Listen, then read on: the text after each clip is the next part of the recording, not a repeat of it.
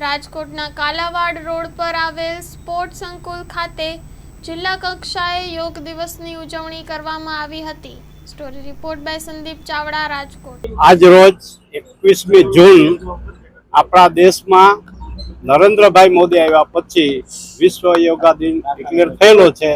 એ આજે 11મો વિશ્વ યોગા દિવસ છે અને દર વર્ષે 21મી જૂન એટલે જે સૂર્ય ચંદ્રમાં પરિભ્રમણ થતું હોય આજથી દિવસો મોટા થશે અને રાત થોડી નાની થશે।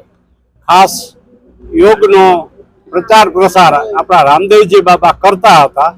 પછીથી જ્યારથી મોદી સાહેબ વડાપ્રધાન બન્યા અને વિશ્વના 200ની આજુબાજુના દેશો લગભગ 190 આજુબાજુ બધાએ સમર્થન આપ્યું અને સાથે મળીને 21મી જૂન યોગા દિવસ વિશ્વભરમાં ઉજવાઈ રહ્યો છે। એનામાં સૌથી અગ્રસર ભારત છે, એનું આપણે સૌને ગૌરવ હોવું જોઈએ।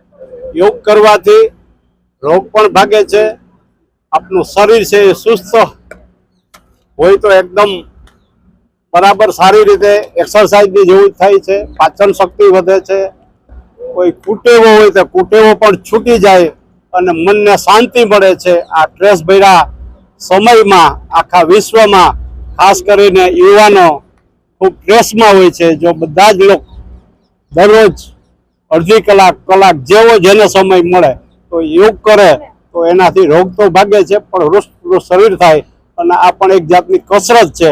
અને સાથે સાથે જે કોઈ દવા લેતા હોય, ડાયાબિટીસ હોય, અન્ય એવા ઘરગથ્થુ જે પેલા રોગ થતા હોય તો એ રોગ ભાગી જાય છે અને તંદુરસ્ત જીવન જીવી શકીએ છીએ। અત્યારની આપણી હાલની જે લાઈફસ્ટાઈલ છે એમાં ફાસ્ટ ફૂડ ખાવાના, અન્ય ટેવો, વાસી ખોરાક ખાવાનો, બહારનું જમવાનું, આ બધું હોય છે ને બધા અત્યારે યુવાનો આ બધું સહજ રીતે કરતા હોય છે।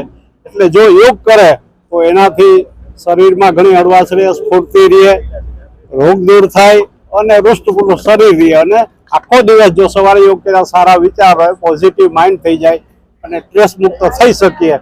એટલે હું પણ આપ સૌ મીડિયાના માધ્યમથી, ઇલેક્ટ્રોનિક મીડિયાના માધ્યમથી સૌને વિનંતી કરવા માંગુ છું, રાજ્યસભાના સભ્ય તરીકે, કે સૌ લોકો જેમ આ મને સાંભળતા હોય કે બધાએ ફૂલ નહીં તો ફૂલની પાખડી જેમ થતી હોય એમ આપણે 24 કલાકમાંથી અડધો કલાક પણ જો યોગ માટે આપશું તો આપણી તંદુરસ્તી માટે, આપણા પરિવાર માટે, આપણા શરીર માટે ખૂબ જ ઉપયોગી છે। ઉપરાંત કોઈ જાતનો ખર્ચો નથી। માં motor driving, safe and sure driving.